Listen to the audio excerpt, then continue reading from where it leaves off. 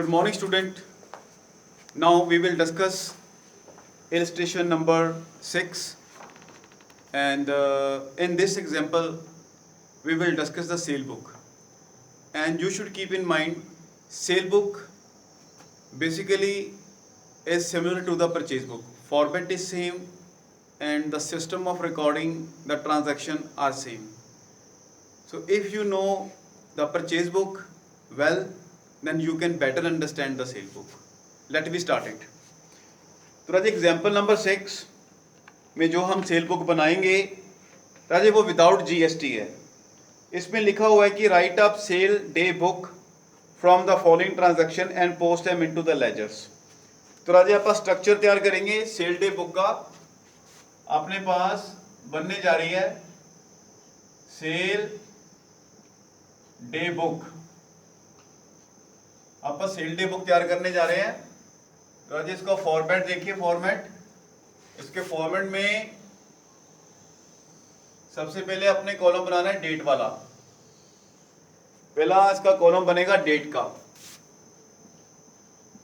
तो डेट का कॉलम बन गया। अब राजा अपने बनाना है पर्टिकुलर,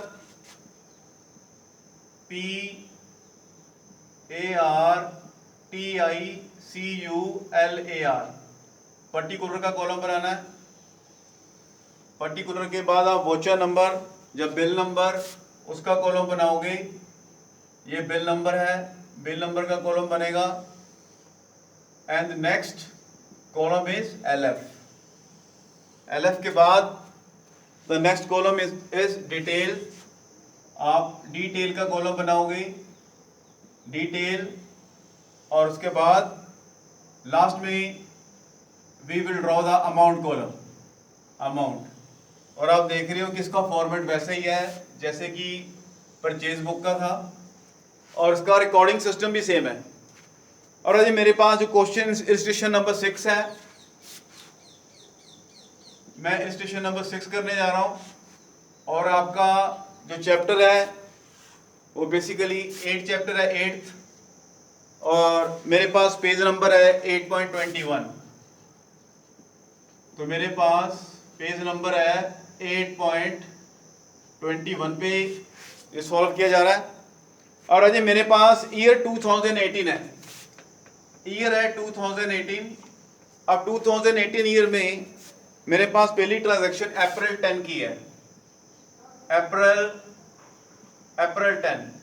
और अप्रैल 10 को मैंने सेल किया है। मेरे कस्टमर का नाम है सीताराम। तो मैंने कस्टमर का नाम लिखना है यहाँ पे सीताराम, ठीक है जी। और अगर उसका कोई प्लेस दिया हुआ है, यहाँ पे अहमदाबाद दिया हुआ है, अहमदाबाद, अहमदाबाद प्लेस का नाम दिया हुआ है।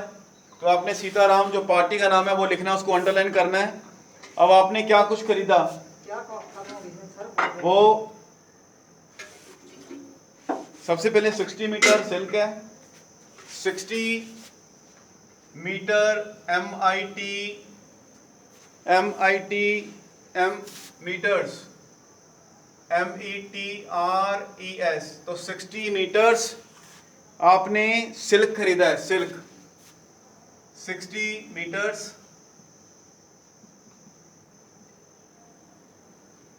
सिल्क खरीदा है 60 मीटर्स सिल्क।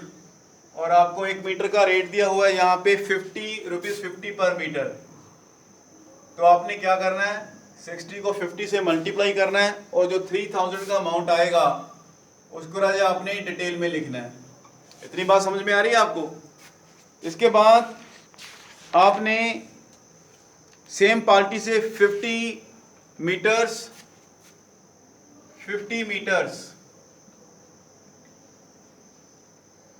आपने 50 मीटर्स आपने वेलवेट खरीदा है, वेलवेट, VELVET, वेलवेट, ठीक है। आपने 50 मीटर्स वेलवेट खरीदा है जिसका रेट है 80 rupees per metre, 80 rupees per metre. आप 50 को 80 से मल्टीप्लाई करेंगे, ठीक है, और we will get 4000 rupees, 4000 rupees. अब आपने इनको ऐड कर देना है, ऐड करके आपके पास 7000 रुपीज़ की नेट सेल निकल आनी है। और आपको इस क्वेश्चन में ट्रेड डिस्काउंट दिया हुआ है, trade discount is available to us, so it should be minus trade discount आपको इस क्वेश्चन में अवेलेबल है। तो ट्रेड डिस्काउंट 10% के हिसाब से दिया हुआ है, 10%, तो आपने 7000 का 10% निकालना है, विच इज 700 रुपीज़। सो आपने उसमें से क्या कर देना, माइनस कर देना है। माइनस करने के बाद जो अमाउंट आएगा 6300 का, वो अमाउंट वाले बॉक्स में एंटर कर देना आपने। इस तरीके से ये पहली ट्रांजैक्शन आपने नोट कर ली है, तो पर्टिकुलर में लाइन लगा दो। इसके बाद राजे आपकी अगली पार्टी है जिससे अपन ने सामान खरीदा अप्रैल 12 को, अप्रैल 12 को सामान खरीदा, that is Radhe Shyam, Radhe Shyam, RADHEY,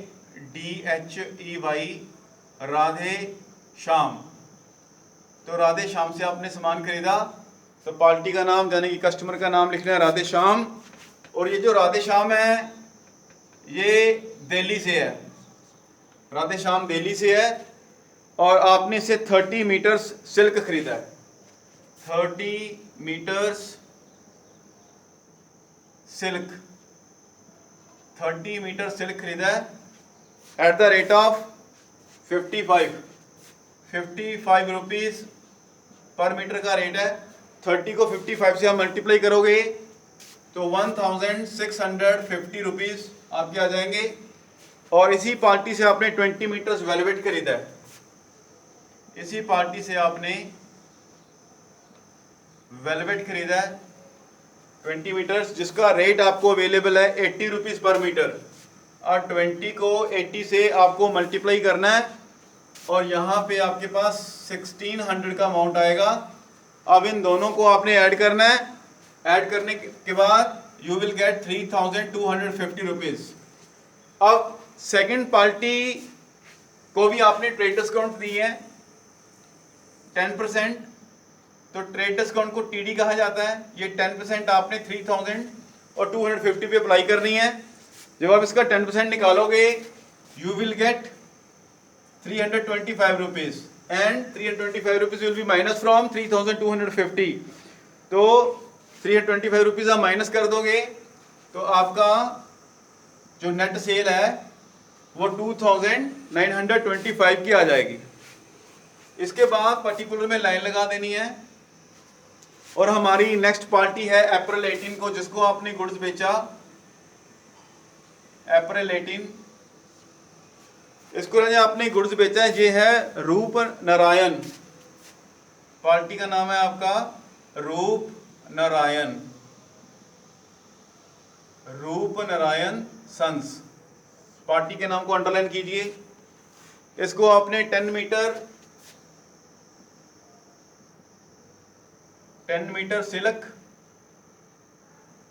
cell किया है, जिसका रेट आपको दिया हुआ है 60 रुपीज़ पर मीटर, तो ₹60 पर मीटर है। इसके बाद आपने 5 मीटर वेलवेट दिया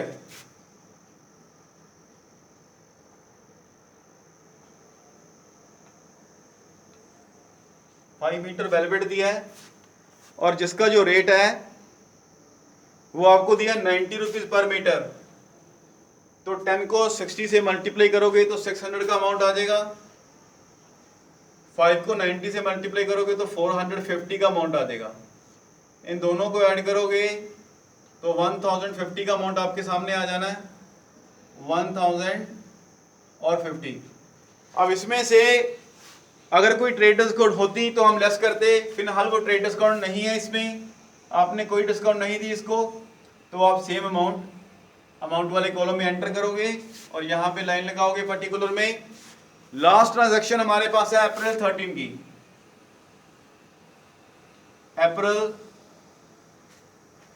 23 की, अप्रैल 23।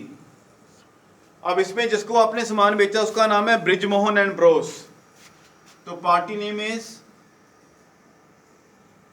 ब्रिजमोहन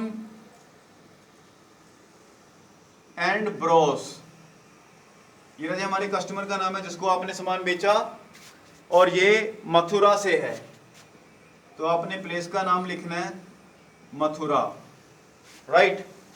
इसको आपने 5 मीटर शर्टिंग क्लॉथ दिया है, इसको आपने 5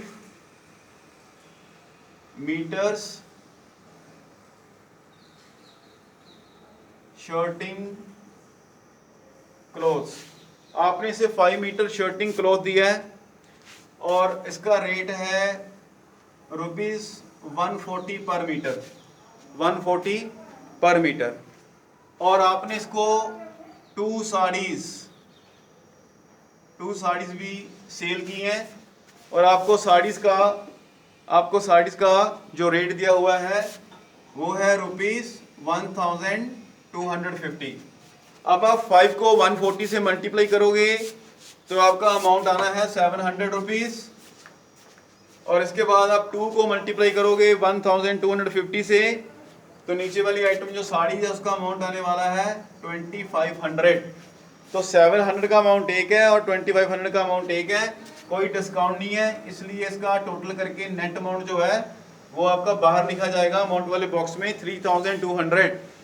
अब राजे पर्टिकुलर में लाइन लगाएंगे, हमने इसमें 4 पार्टीज को सेल की है। अब टोटल सेल हमारी कितनी हुई है क्रेडिट, इसके लिए हम अमाउंट का क्या लगाएंगे, टोटल लगाएंगे। 6300 प्लस 2925 प्लस 1050 प्लस 3200, इसका रेट टोटल लगाएंगे तो आप देखोगे कि इसका जो टोटल है वो 13,475 आ रहा है। तो आप देखोगे कि आपकी टोटल क्रेडिट सेल इतनी आई है 3,475, ये है आपकी टोटल सेल। तो इस तरीके से आपने सेल बुक तैयार करनी है, ठीक है जी। तो आप देख रहे होंगे कि जो इसका फॉर्मेट है और जो रिकॉर्डिंग का सिस्टम है वो हमारी परचेज बुक की तरह ही है। आइए राजे अब आपको मैं इसकी लेजर पोस्टिंग दिखाता हूँ कि लेजर पोस्टिंग कैसे करनी है। हमारे पास यहाँ पे 4 पार्टीज हैं, चारों के लेजर बनेंगे और एक लेजर बनेगा सेल अकाउंट का। तो मैं आपको 2 पार्टीज के लेजर बना के दिखाता हूँ।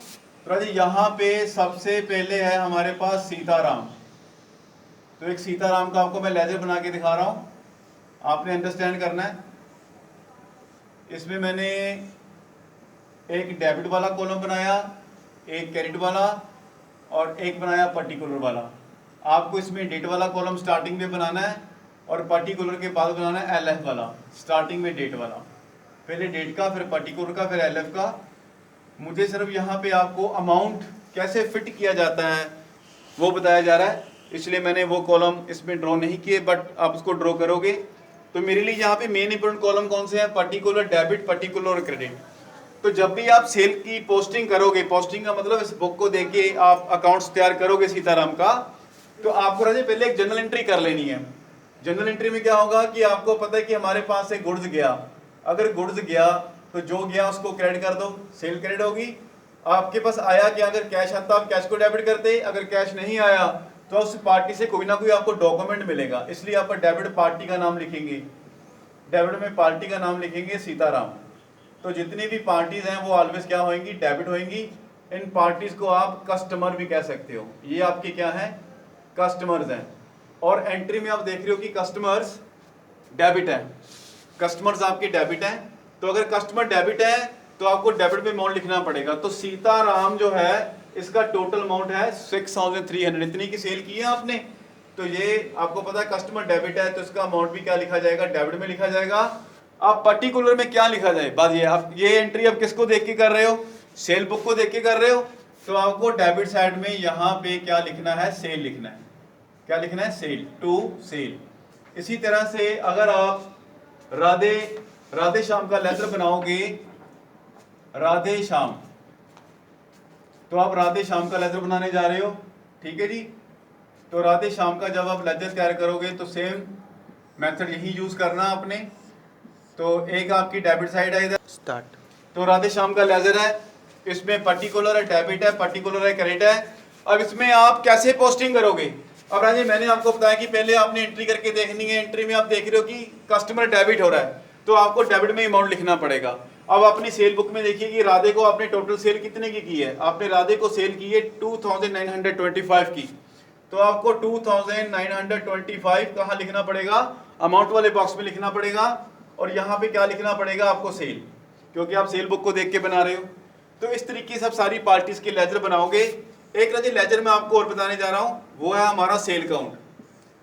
तो जो सेल काउंट का लेजर है वो भी आप देख लो कैसे बनता है सेल काउंट वाला। अब सेल काउंट में यहाँ पे रजी डेबिट है, और यहाँ पे है क्रेडिट, और यहाँ पे आ गया पर्टिकुलर, और यहाँ पे भी आ गया पर्टिकुलर। और रजी इस एंट्री में जो मैंने ऊपर की, इसमें सेल क्या है, क्रेडिट है, तो सेल की क्रेडिट साइड में आपने अमाउंट लिखना कितना, जितनी टोटल क्रेडिट सेल की है। आपने जो टोटल क्रेडिट सेल की है 13,475 की।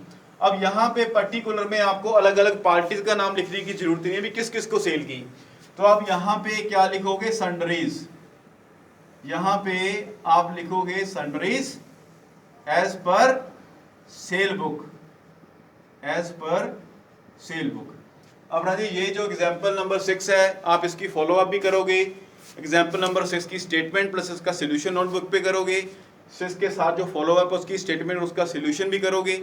अगर कोई प्रॉब्लम आई तो ऑनलाइन क्लास में अपन डिस्कस करेंगे।